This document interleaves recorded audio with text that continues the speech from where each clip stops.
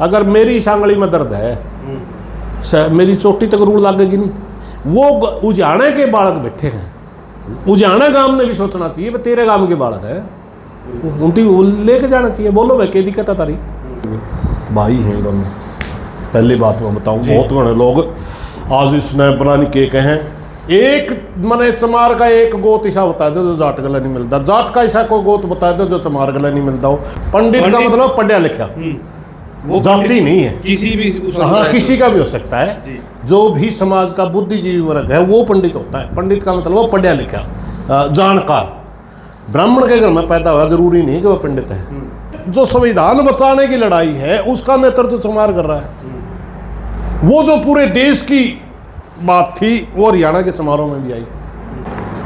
Sansarvani news देखने वाले सारे दर्शकों संजय घोष की ओर से नमस्ते, प्रणाम, सत श्री अकाल, अस्सलाम वालेकुम। फिलहाल मैं मौजूद हूँ अपने ही गांव कोटकला के अंदर, और जैसा कि आप हरेम के अंदर देखने लग रहे हो, एक चर्चित चेहरा जो हर समय सुर्खियों में रहता है, चाहे वो किसान आंदोलन की बात हो, चाहे वो 3 काले कानून की बात हो, चाहे वो जाट आरक्षण की बात हो, चाहे वो शिक्षा एजुकेशन के मुद्दे की बात हो, या बेरोजगारी के मुद्दे की बात हो। किसी भी फील्ड में कोई भी मतलब देश या प्रदेश के अंदर कोई भी मतलब घटना होती तो वो अपनी अहम भूमिका निभाते हैं और समय समय पे अपनी प्रतिक्रिया भी देते हैं। तो ठीक आज के समय में जो हरियाणा के अंदर जिस तरह की व्यवस्था बनी हुई है, हरियाणा के अंदर जो माहौल क्रिएट किया जाने लग रहा है, इसके बारे में हम बातचीत करेंगे और जानेंगे आखिरकार इसके पीछे किसका हाथ है और क्यों और किस लिए मतलब हरियाणा एकदम इतना चेंजिंग में और इतने बदलाव में आ गया। तो प्रधान जी नमस्कार। नमस्कार जी।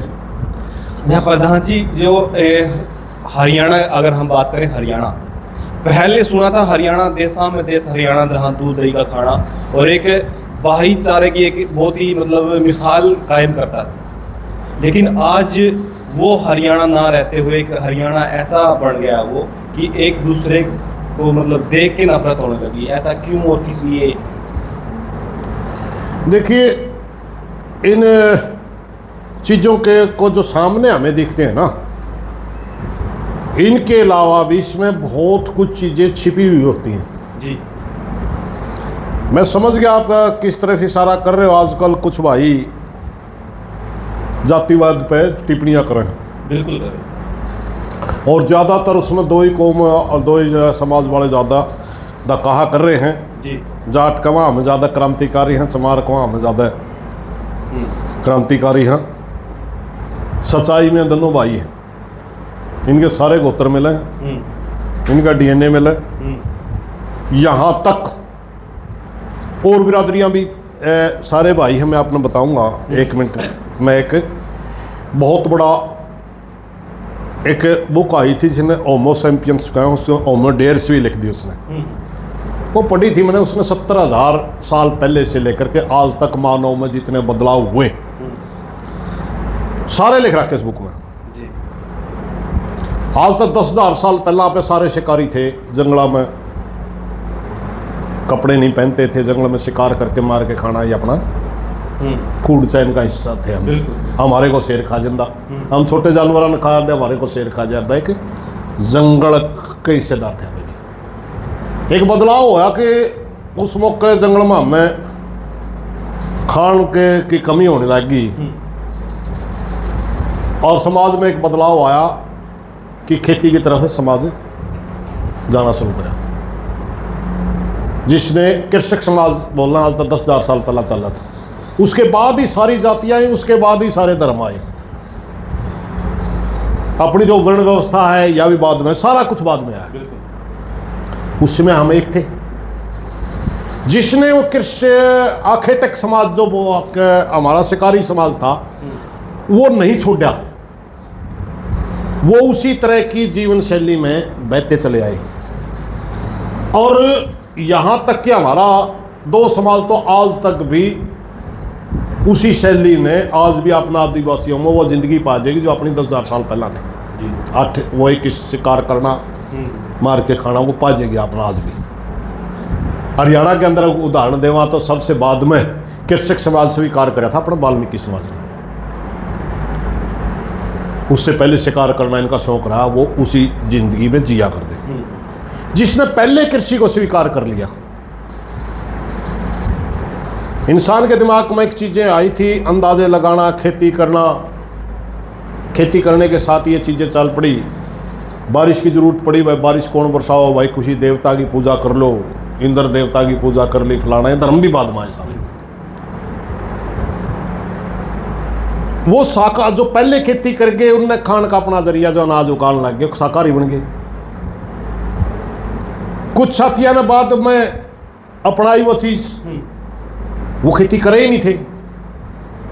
पशु मारना, खाना, चमड़ा उतारना, वो चमार रह गए। पहला खेती करने लगे जाट हो गए। भाई हैं दोनों।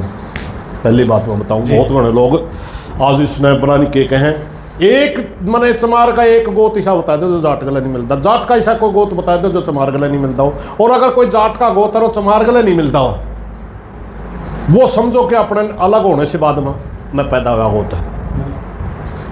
क्योंकि बाद में भी बहुत से गोत्र बने हैं, जाटा में भी बने, चमारा में भी बने। कोई चमारा का ऐसा गोत्र है जो जाट गला नहीं मिलता, वो फिर हम जब अलग हो गए तब बने। और ये जो जातियां हैं, जातियां का भी कॉन्सेप्ट मैं आपने बताऊंगा। बहुत गणे भाई आपने कंधे सुनेंगे, उत्तर भारत में ही है 36 बिरादरी इकट्ठी हो रही है भाई, 36 जात इकट्ठी हो रही है। ये जाति थी ही नहीं। 36 किस्म के धंधे हैं, काम, जिसने जो एक समाज बने अपना। पैसा था नहीं, चलन में नहीं था पैसा। एक भाई के पास चपड़ा है, एक भाई के पास अनाज है, एक भाई के पास कपड़ा है, एक भाई के पास कपड़ा सिलने की कला है, एक के पास लकड़ी का काम करने की कला है, एक के पास लोहे का काम करने की कला है, एक के पास श्रृंगार लगवा औरतों का श्रृंगार बनाने की कला है। उनका मोल क्या हो? अगर श्रृंगार के सोने का काम किसी ने लेना तो उसका मोल किस रूप में देवे किसान? अनाज के रूप में देवे? अनाज के रूप में देवे नहीं। तो एक गांव की व्यवस्था बनी जिसमें 36 काम बटे। खेती करना, किसान वैसे सारी बिरादरी करने लगी। पहले जाट ही ज़्यादा करता था, आज भी अगर किसानों का आंदोलन चल रहा नहीं होने जाटे गड़े हो गए। ये सच्चाई है कि खेती का इसका शुरू में खेती में बढ़िया जाट था, बाद में तो सारी बिरादरियाँ करने लगी। आप अन्न उगाओगे, एक जैसे आप छोटा बच्चा पैदा हुआ, सबसे पहले मैं उसकी ज़िंदगी तरह आखिरी तक ले जाऊँगा तनक। एक इंसान की एक यूँ देख लो, बच्चा पैदा होने से और मरने तक किस बिरादरी का कहाँ काम आता है, जो बिरादरियाँ बन रही। सबसे पहले बच्चा पैदा हुआ, उसका नामकरण हुआ, समाज के अंदर सबसे बुद्धिजीवी आदमी पकड़ा जिसको पंडित कहा जाता है, जिसका नाम दर। बाद में वो ब्राह्मणों ने कब्जा कर लिया, सौदब है, वह फलाना नक्षत्र में पैदा हुआ, इसकी फलानी राशि बना, इसका ये नाम होना चाहिए। लेकिन असलियत में समाज के बुद्धिजीवी वर्ग पे नामकरण करवाया जाता था हमारे साथ। रोकना चाहूंगा बीच में, जैसे भी आपने बताया पंडित, पंडित का मतलब पढ़ा लिखा, वो जाति नहीं है, किसी भी हाँ किसी का भी हो सकता है। जो भी समाज का बुद्धिजीवी वर्ग है वो पंडित होता है। पंडित का मतलब वो पढ़ा लिखा, जानकार। ब्राह्मण के घर में पैदा हुआ जरूरी नहीं कि वो पंडित है। वो तो ठीक है, हमें एक जाति को सम्मान देने के लिए पंडित जी कहते हैं, नहीं, पंडित का मतलब वो जानकार। एक जानकार को बुलाया गया, वहाँ उसका काम आया। ज़्यादातर ब्राह्मणों ने वो काम करना शुरू कर दिया, उस जाति का नाम पंडित बन गया। ज़्यादातर ब्राह्मणों ने काम का नामकरण के समय। ये हमारे काम थे मेरे भाई, हम सब भाई हैं, अलग अलग हमने धंधे बांट लिए। और हमारे पास उस समय श्रम का मूल्य देने के लिए पैसा नहीं था। चमार से अगर हमने जूती ली और उसको अगर कपड़ा चाहिए तो चमार उसको जूती देगा, जुलाहा उसको कपड़ा देगा।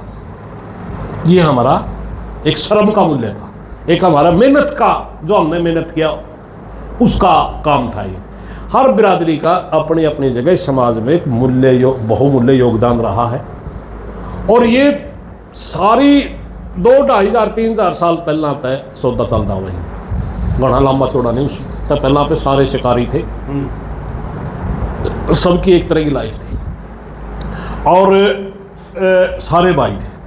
तो फिर जाति कहाँ से आई, जाति कहाँ आई, वर्ण कहाँ, मैं बताऊंगा आपको। जिनको हमने बौद्धिक समझ के, बुद्धिजीवी समझ के, पंडित समझ के काम दिया, आगे जा करके उन्हीं लोगों ने हमारे समाज के अंदर जो बंटवारा समाज ने किया था कामों का, उसको एक अपने फायदे में डालना शुरू करा, जिसका नाम है वर्ण व्यवस्था। उसने कह दिया कि पढ़ना और पढ़ाना सिर्फ ब्राह्मण का काम है। ये पहले नहीं था। ठीक। उसने कह दिया अगर हमारे ऊपर आक्रमण करेगा तो लड़ना सिर्फ एक क्षत्रिय का काम है। उसने कह दिया जो बणज, बढ़िया कोई जाति नहीं है, जो व्यापार करेगा वही बणज, जो बणज करेगा वही बढ़िया, जाति तो महाजन है इनकी। तो ये भी एक बीच में रोल आ जाता है। व्यापार, गांव में जो व्यापार करेगा वो बढ़िया हो गया, जो एक व्यापारी से व्यापारी तक माल पहुंचाएगा वो बंजारा था, जो लोहे का काम गांव में करेगा लोहार था, जो घूम करके लोहे का काम करेगा वो गाड़ी लोहार यानी गडरिया था। ये 36 काम थे हमारे। मैं कुछ बिरादरियाँ बोल गया, कुछ रहेगी, ये तो सारा डॉक्यूमेंट्री प्रूफ में लिख भी रखा है मैंने, है एक जगह, अगर कभी किसी भाई चाहिए दे भी दूंगा। ये थी हमारी 36 बिरादरी। इनका सबका न जोड़ने का नाम था समाज। और मैं जहाँ आ गया फिर वर्ण व्यवस्था जो आई, फिर उस वर्ण व्यवस्था ने हमारे सारे समाज का सत्यानाश कर दिया, हमारे को 4 टुकड़ों में बांट दिया। और उन टुकड़ों की वजह से, इस वर्ण व्यवस्था की वजह से ही हमने हजारों साल तक गुलामी जो लेनी पड़ी। और इस वर्ण व्यवस्था की वजह से ही भाई ने भाई को गुलाम भी रहना पड़ा घने दिन तक। जिन्होंने बाद में कृषि समाज में एंट्री करी, जमीन तो पहले तोड़ दी उन्होंने, जंगल पड़े थे जमीन, तो जिसने जो पहले एंट्री कर गया जमीन तो उन्हें ले ली, बाकी उनके पास जमीन रही नहीं। अब जिसने जमीन तोड़ ली वो मालिक हो गया, मालिक हो गया, तो जो पीछे रह गया, जो जिसने वो काम नहीं छोड़ा वही काम करता रहा, वो चमार बन गया, वो वाल्मीकि बन गया। फिर समाज में उनकी भूमिका है। तब वो उसमें इन्होंने जो क्या नाम है सिस्टम आया, आने वाला सिस्टम आया, तो वो भूमि इन्होंने उनको और ज्यादा दबाने के लिए वर्ण व्यवस्था का इस्तेमाल किया गया। उनको कह दिया गया आपका काम तो सिर्फ सेवा करना है। जाट मर चमार में आपने एक अंतर बताऊंगा मैं आजकल हरियाणा, क्योंकि इसी विषय पर हमने ज़्यादा सुनने मारी बातें, थोड़े थोड़े चर्चा दूसरे और भाइयों के भी हैं, मगर आजकल यही ज़्यादा हो रहा है इनके बारे में। अब मैं क्या कह रहा था, वो मेरे थोड़ी सी भूल लाएगी बात की। इनका जो आज जो इनको लड़ाया जा रहा है, इसके पीछे एक बहुत बड़ी राजनीतिक साजिश है। किस तरह की? लोकसभा का जो चुनाव था, लोकसभा का चुनाव में ये किसान वर्ग और मजदूर वर्ग बीजेपी भारतीय जनता पार्टी के खिलाफ लामबंद हुआ था। उसका एक बहुत मोटा कारण है, जो किसान वर्ग का नेतृत्व वो जाट कर रहा था और मजदूर वर्ग का नेतृत्व चमार कर रहा था, और भारतीय जनता पार्टी के मुकाबले में ये लोग आके खड़े हो गए थे। पूरे देश के अंदर, हरियाणा प्रदेश तक छोटा प्रदेश, पूरे देश के अंदर एक विचार चल रहा है कि जिस वर्ण व्यवस्था ने भाई को गुलाम बनाया, वो मनुस्मृति एक किताब है उसके में लिखी गई थी, वो लागू की गई थी। आज जो सत्ता में लोग बैठे हैं वो संविधान को सिर्फ अलमारी में बंद करके धर देना चाहते हैं, मनुस्मृति के तहत शासन चाहते हैं। और इसका जो सबसे बड़ा, संविधान के लिए जो सबसे ज्यादा लड़ रहा है वो मजदूर लड़ रहा है। आपको शायद नॉलेज है या नहीं है, सबसे ज्यादा मजदूर लड़ रहा है। और उस जो संविधान बचाने की लड़ाई है उसका नेतृत्व चमार कर रहा है। वो जो पूरे देश की बात थी वो हरियाणा के चमारों में भी आई, और उन्होंने भारतीय जनता पार्टी के खिलाफ खड़े हुए। और जाट की जहाँ तक बात है, जाट वैचारिक तौर पे, वैसे तो भाई कोई बिरादरी छुट्टी नहीं होती, बीजेपी में बहुत से भाई जाट वोट देते हैं, लेकिन वैचारिक तौर पर सर छोटू राम के ज़माने से ही जाट जनसंघ के खिलाफ रहा है। इनको बामण बाणिया ही पार्टी बोला करते, शुरू से ही विचारधारा के मैं जाट के खिलाफ रहा।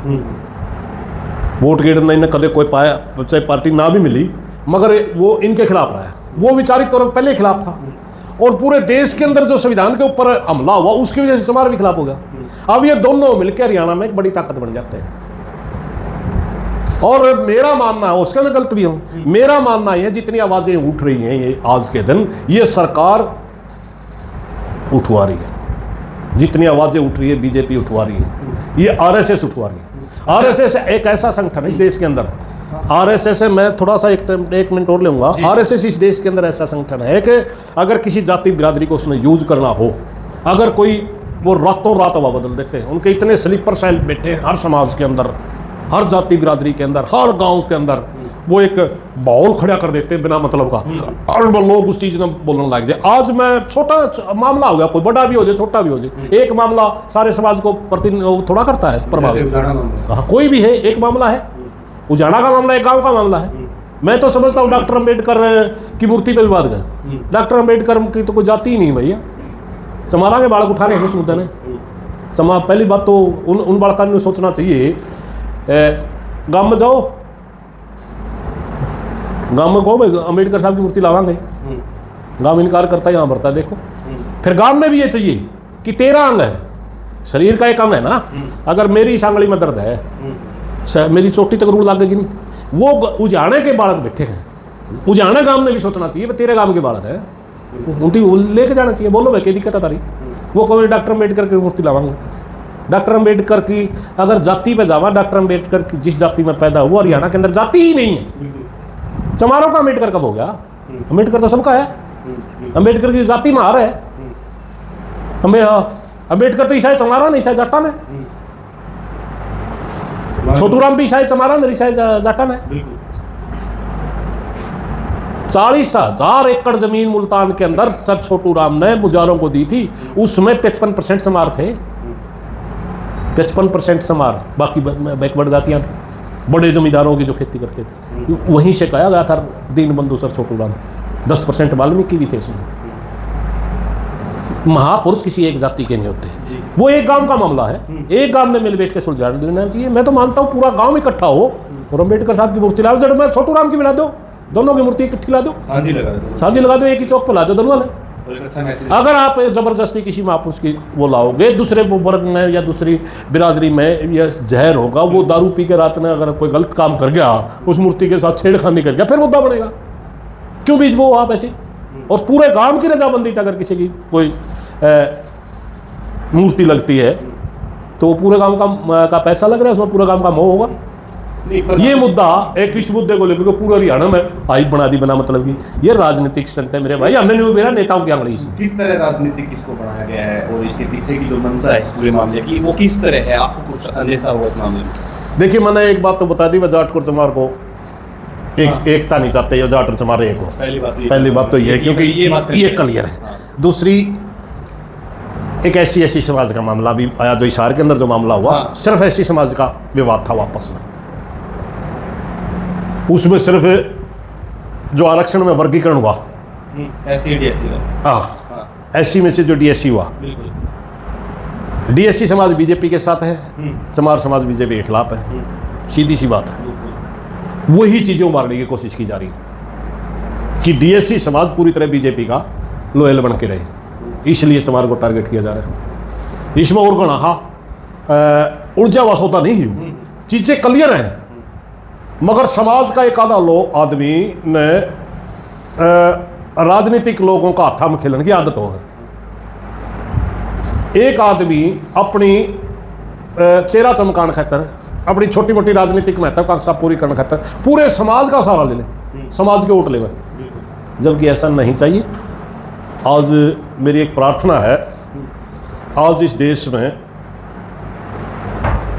जो मेहनत का तबका, उसकी एकता की जरूरत है, जो हाथ से काम करने।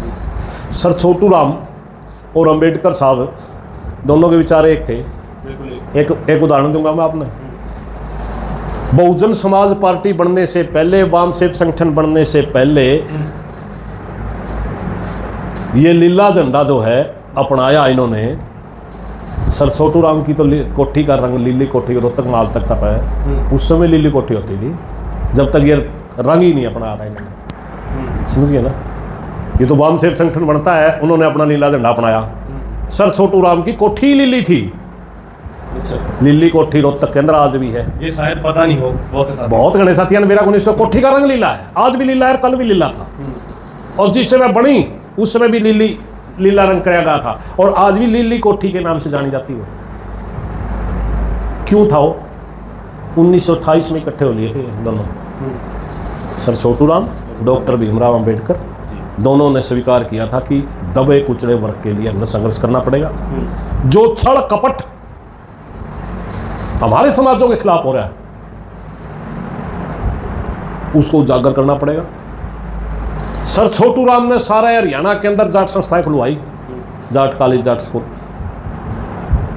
ये भी दोनों की मिली थी। डॉक्टर भीमराव अंबेडकर के पास इतना संसाधन नहीं था, लेकिन उन्होंने कहा, समाज में मैसेज दिया कि शिक्षित बनो, संगठित रहो, संघर्ष करो, और इन्होंने कॉलेज ही खुलवा दिए। सर छोटू राम ने कांग्रेस क्यों छोड़ी थी? 1916 में जिला के अध्यक्ष थे, रोहतक जिला के अध्यक्ष थे सर छोटू राम कांग्रेस के, और वो देश की आज़ादी की लड़ाई लड़ रही थी। उसमें एक ऐसा योग आंदोलन चलता है, और गांधी जी ने आह्वान कर दिया भी सभी बच्चों को स्कूलों में से हटवा लो, कॉलेजों में से हटवा लो।